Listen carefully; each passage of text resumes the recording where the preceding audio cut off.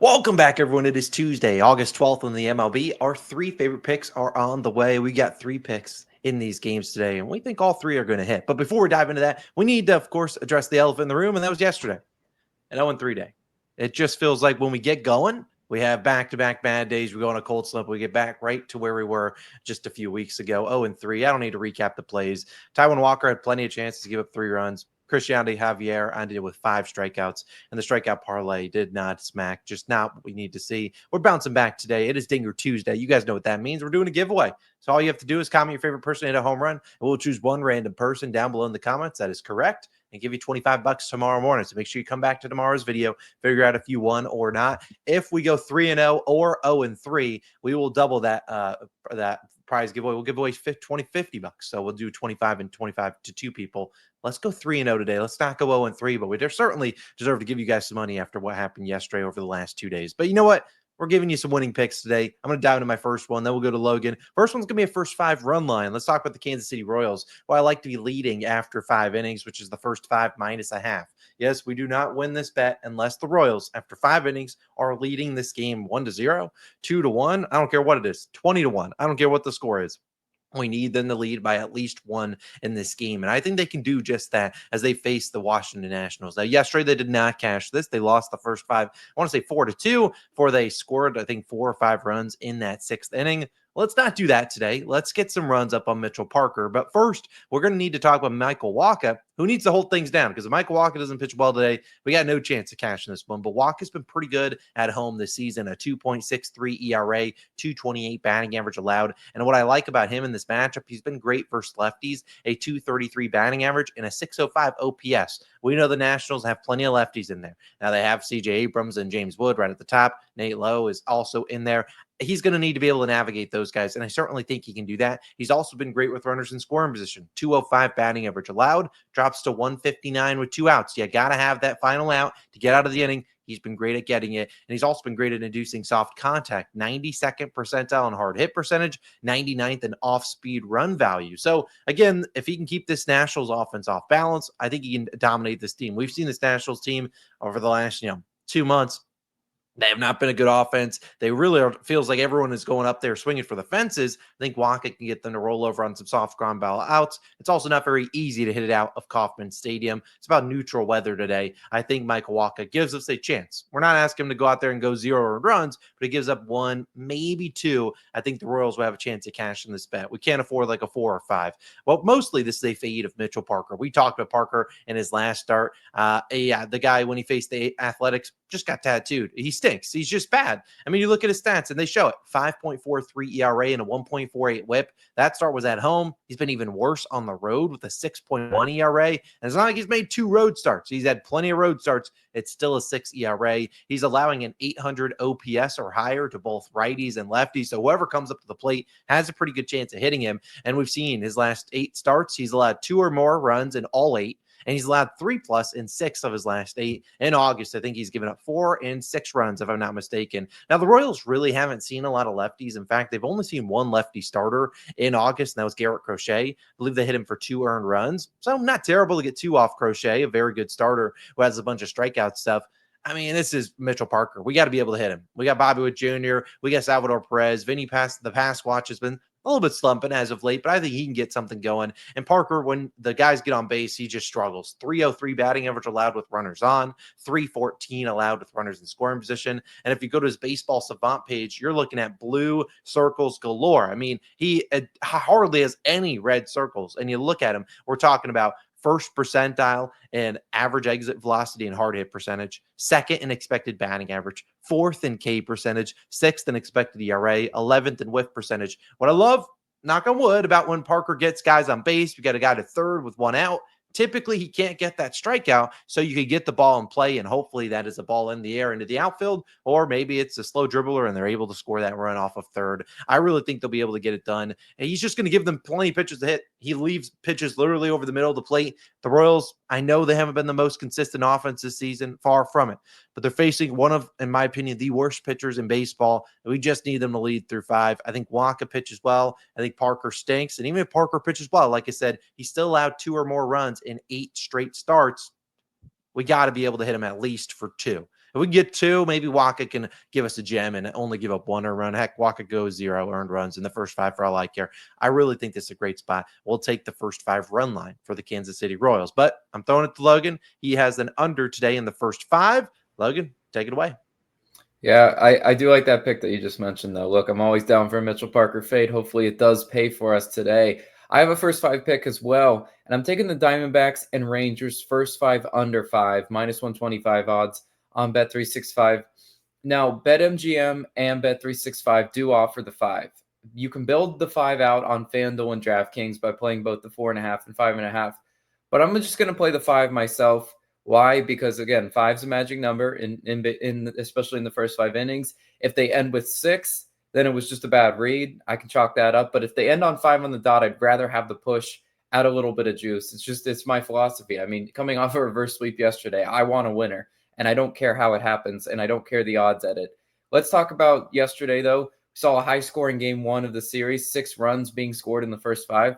I think that pendulum swings back a little bit more towards a lower scoring start of this game in this one. That's kind of why I do like the first 5. I don't think either of these offenses are capable of 2 back-to-back high-scoring early games, especially with these 2 starting pitchers. Let's talk about who starts for the Rangers first.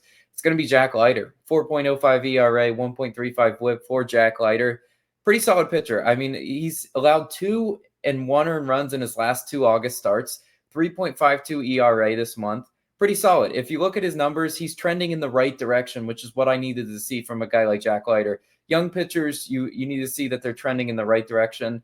If they're having shaky start, good start, shaky start, then I don't feel comfortable backing him. But Jack Leiter's been pretty consistent at home, 3.6 ERA compared to a 4.6 on the road. With runners in scoring position, Leiter's only allowing a 208 batting average.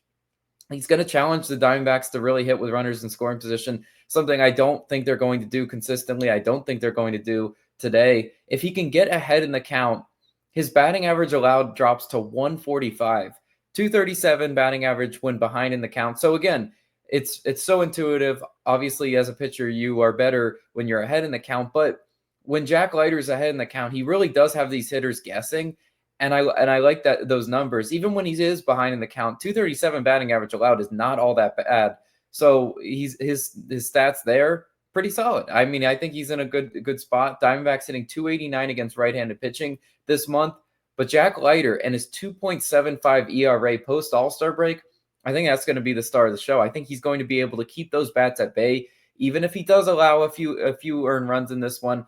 I think he's going to limit the damage early. Love his matchup today. And then I also like Anthony DeSclafani starting for the Diamondbacks. 4.2 ERA, 1.2 WHIP for DeSclafani.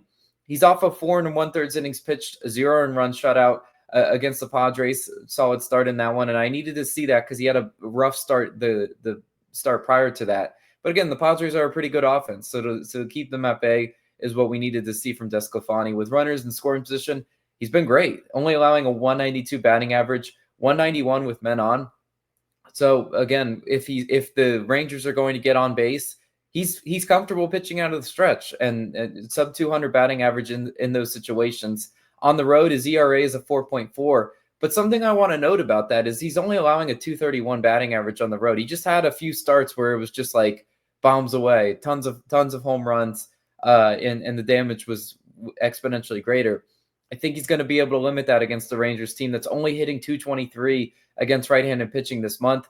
8 of the last 9 starting right-handed pitching or right-handed pitchers against the Rangers have allowed 3 earned runs or less. The one to break that trend was, of course, yesterday with Ryan Nelson. He stunk it up. But again, DeSclafani is in my opinion, a more consistent pitcher than Ryan Nelson. When Ryan Nelson's on, he's on. But when he's off, he's off. And you saw it yesterday. I think both these 2 starting pitchers hold it down. I love the first 5 under 5. Again, playable at 4.5 and 5.5 if that's what your book has. But I'm going to take the 5. Love that as my favorite pick of the day. Austin, you got one more. Go ahead and wrap up the video.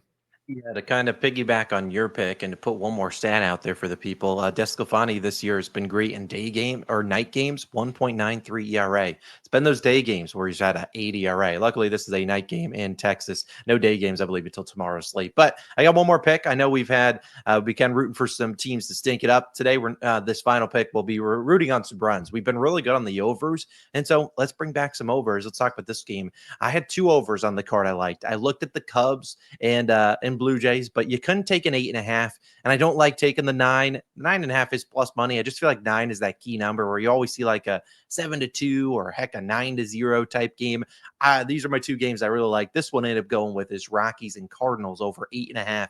Currently minus 115 on FanDuel. Playable there. Like I said, if it does bump up to 9, I really just don't like taking a 9 number. It's normally an under or pass for me on 9s, unless we're obviously in a very hitter-friendly ballpark. But out in Busch Stadium, not the most hitter-friendly. As I looked at the weather, it's very neutral, which is fine with me. I just don't want minus 20% home runs and stuff like that. I think there's runs from both sides of the plate. Yesterday, you saw a battle of 2 righties, Dolander and Miles Michaelis.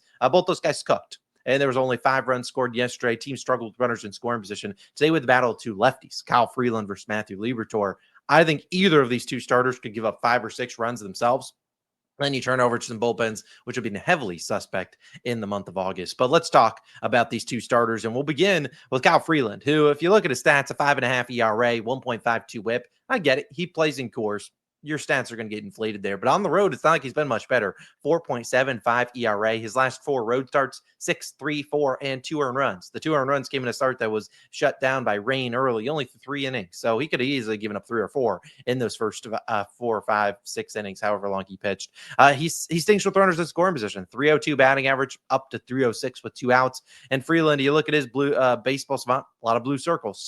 12th percentile in hard hit percentage, 1st in expected batting average, 9th in both expected ERA and expect K percentage. So again, this is a Cardinals offense. I get it. They're hit or miss. I normally don't bet them against righties, but against lefties, they've been good in the month of August. They're batting 337, which is 2nd, and a 122 WRC plus, which is 9th. So again, they've been able to see a lot of lefties and they fit some. And when they've faced some good ones, Shota Imanaga, they got him eventually for 3 earned runs. Matthew Boyd, they hit him for 3, and he's been great. I think they can easily tattoo Kyle Freeland for at least 2, maybe 3 earned runs. And I think that's going to set us up great for cash on this over. Now, on the other side, hopefully it's not just the Cardinals doing all the damage, but it certainly could be. We know how bad that Rockies bullpen is. We'll talk about them in a second. Liberatore, if you looked at him early on in the season, this was a guy mowing down teams. He was like top 5 in pitches per inning.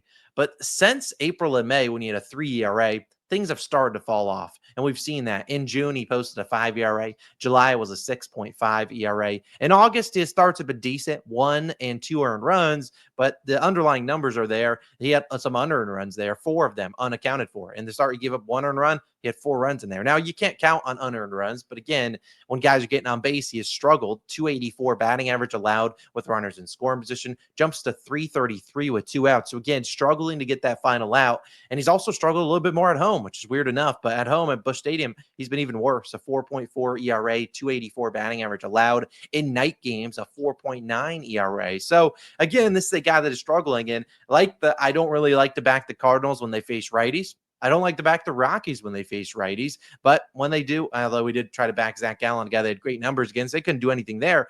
But against lefties, this has been a decent offense. In August, first left-handed pitchers, 318 batting average with a 132 WRC plus. So again, these are 2 top 10 offenses versus lefties in August. We saw the last lefty they faced, Eduardo Rodriguez. He made it 5 1/3, gave up 5 earned runs. I think he had 6 hits, 5 walks, so saw him pretty well. I think they can do something similar to Matthew Liberatore. I think Kyle Freeland, both these 2 guys could give up runs. And while you could go to the first 5 over, I rather go full game because when you get to the bullpens, we know this Rockies bullpen, 8.93 ERA in August, dead last. And the Cardinals are at 4.21. So again, they're 22nd, 2 bottom of the barrel bullpens. They didn't really use many arms yesterday because the starters gave them some good length. But again, there's some bad bullpen arms looming in both of these bullpens. I think we could see runs galore in the first 5. we could see it maybe happen where the 6th inning comes around, third time seeing these starters. That's when the runs really pile on. I love the full game over. I'd rather do that than take the 4.5 or 5, whatever it is on the first 5. So to recap the full card, we're not going to track a K sheet today or the Royals' first 5 run line, the under in the first 5 of the Diamondbacks Rangers game at 5.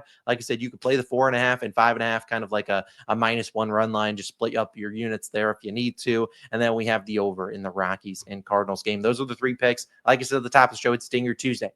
Comment your favorite person in a home run. If you are correct, you can win $25. All you do is comment someone. I don't care who it is. And if we do go 3-0, we'll double that and give 2 people $25. And if we go 0-3, we'll also double it. So let's not reverse sweep. We don't want that today. Let's try to go 3-0, or at worst case 2-1, and start winning back those units. We'll see you guys back tomorrow with some more picks. See you guys then.